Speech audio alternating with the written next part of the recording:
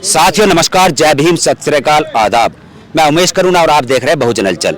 आज इस वक्त हम उत्तर प्रदेश के मेरठ जिले में छोटा हसनपुर गांव पड़ता है, जिसमें कि सामाजिक सुरक्षा फेडरेशन ऑफ इंडिया व सामाजिक सेवा निर्माण श्रमिक फाउंडेशन, जो कि ज्ञानेंद्र कुमार गौतम जी उसके राष्ट्रीय अध्यक्ष रहे, और मुख्य अतिथि जिसमें कि समाजवादी पार्टी के विधायक और पूर्व मंत्री शाहिद मंजूर जी रहे।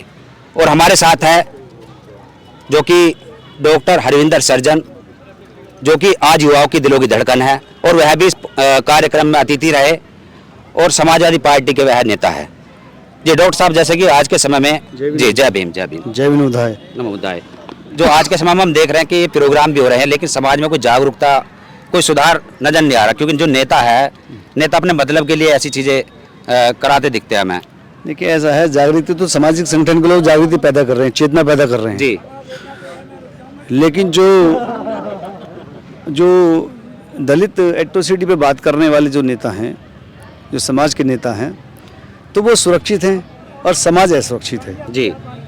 तो ये कि ये ट्रेंड कैसे समझ नहीं आई कि ये ट्रेंड बन गया है जी। कि नेता तो सुरक्षित है और समाज असुरक्षित है, लेकिन जो असुरक्षित समाज है वो रोज डंडे खाता है, रोज बलात्कार सहन करता है महिलाओं के, बच्चों के, रोज जो है पिटाई खाता है, रोज उसका जाति के आधार पर शोषण होता है, सामाजिक, आर्थिक और शैक्षणिक शोषण होता है, लेकिन वो उसकी बात करने वाला जो नेता है वो सुरक्षित है। यानी इसका जिम्मेदार नेता है फिर तो?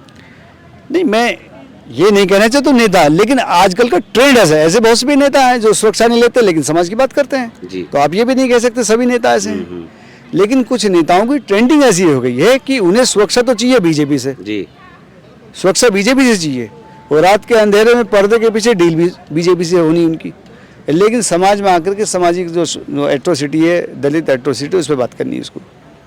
मतलब जो डील होती है किस प्रकार करते हैं, एक दो बताइए। ये बहुत सारी डील है, ये आपका मन वो है, इस पर एक डील बताने की बात नहीं है, लेकिन डील होती हैं। बिना डील के तो कोई जो है मेरा इतना सा अखबार में कोई मेरा इंटरव्यू नहीं छाप सकता, और आधा पेज छप जाता है नेताओं का, ऐसे नेताओं का जिनकी डील रहती है। यानी ये जो आम जनता है वो नहीं समझ पा रही इस बात को। वो बेचारी कहाँ समझेगी, जेब से खा लिए, पेट से खा लिए, जो जेब से खा ली, पेट से खा ली मोदी जी ने कर दी है जनता, वो क्या समझ पाएगी? विवेक शून्य हुआ पड़ा जनता का तो जी। आरएसएस की सरकार ने देश की जनता का विवेक शून्य कर दिया है, कि जेब से खाली कर दिया और पेट से खाली कर दिया, और अब कहे तेल भी मत खा, तो पानी में छोक करके सब्जी खा दे जी। तो मोदी जी ने तो ऐसे हालात कर दे, तो क्या सोचेगी किसी के बारे में ये है। और इसमें आरएसएस पर क्या कहना आपका, जो आरएसएस वाले हर गाँवों तक पहुँच गए इस बार? देखिए, एक ज़माना था जब गांव में आरएसएस वालों को जो है क्या नाम, चारपाई नहीं मिलती थी जी। आज आरएसएस घर घर तक पहुंच गया है, वो चाहे किसी भी कारण से पहुंचा, लेकिन पहुंच गया है वो पहुंच भी गया, उसकी सरकार भी है, वो तय करते हैं कि कौन मुख्यमंत्री बनेगा, कौन प्रधानमंत्री बनेगा, कौन मंत्री बनेगा। जो डीलर है, जो पहुंचाने वाले हैं, वह भी वही होंगे जैसे आप कह रहे हैं कि डील हो जाती है, अपने ही लोग हैं वह भी सब? नहीं, वो तो अपने भी हैं और पराये भी हैं, इसमें क्या, जिनकी डील हो रही है वो डील कर रहा है। तो आपके क्षेत्र में भी आरएसएस के कैंप लगे देखे हमने कई बार। कहाँ?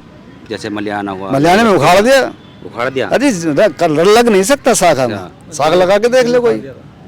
अपने यहाँ शाखा लगी थी, 2-4 दिन लगी थी, उसके बाद शाखा आज तक नहीं लगती है, शाखा नहीं लगेगी जी। शाखा लगेगी तो भीम शाखा तो लग सकती है, और ऐसे शाखा का कोई काम हमारे यहाँ नहीं है। काफ़ी जागरूक कर रहे हैं डॉक्टर साहब, क्योंकि अभी 5 दिवसीय मेला जो कि मलियाने के अंदर काफ़ी चर्चाओं में रहा था, बुद्ध फूले व अम्बेडकर उसका नाम था मेले का, काफ़ी भव्य आयोजन हुआ था, उसमें काफ़ी सांस्कृतिक प्रोग्राम भी होते, यानी कि शाखा की जो बात की है डॉक्टर साहब ने, हमारे भीम शाखा लग सकती है बस जी, और कोई शाखा नहीं लग सकती। तो डॉक्टर साहब, राजनीति की बात करें, यदि हम चुनाव लड़ने की भी तैयारी है आपकी इस बार? अभी देखो, हमारी जो राष्ट्रीय कोर कमेटी, हमारे नेता राष्ट्रीय अध्यक्ष जी वो जाने जी, हम तो काम कर सकते हैं, क्योंकि एमएलसी का भी चुनाव लड़ चुके हैं डॉक्टर साहब। तो अब जो विधानसभा के चुनाव दक्षिण लगता है हमारा, दक्षिण से सुनने में आ रहा है कि आपकी तैयारी चल रही है कुछ लोगों से। देखिए, हम तो विधानसभा को मजबूत कर रहे हैं, बीजेपी के खिलाफ कर रहे हैं उसे, आरएसएस के खिलाफ तैयार कर रहे हैं उसे जी। ये राष्ट्रीय अध्यक्ष जी का फैसला, वो क्या चाहते हैं जी। अभी सहारनपुर में जो देवबंद में जमीनी विवाद को लेकर एक खूनी संघर्ष हुआ था ठाकुर और दलितों के बीच में, उस पर क्या कहना आपका? देखिए, जातीय संघर्ष से तो हमें किसी को फायदा है नहीं जी, लेकिन कोई जबरदस्ती आकर के हमारी जमीन को कब्जाए और अपने जो है महापुरुष को वहाँ पे स्टैचू लगाए, वो गलत है, वो अन्याय है जी। वो अन्याय नहीं होना चाहिए, सरकार को इस पर ध्यान देना चाहिए। हम इस ऐसे अन्याय के खिलाफ है, इसकी निंदा करते हैं। और सरकार को इस पर कार्रवाई करनी चाहिए ऐसे लोगों पर। जब अगर हम अपने मोहल्ले में गली में खीर बांटते हैं तो हमारे मोहल्ले की गली की खीर पे पुलिस की पाबंदी है जी। तो ये तो 20 बीघे में वो मूर्ति लगाने जा रहे थे, LIU को क्यों नहीं पता लगा।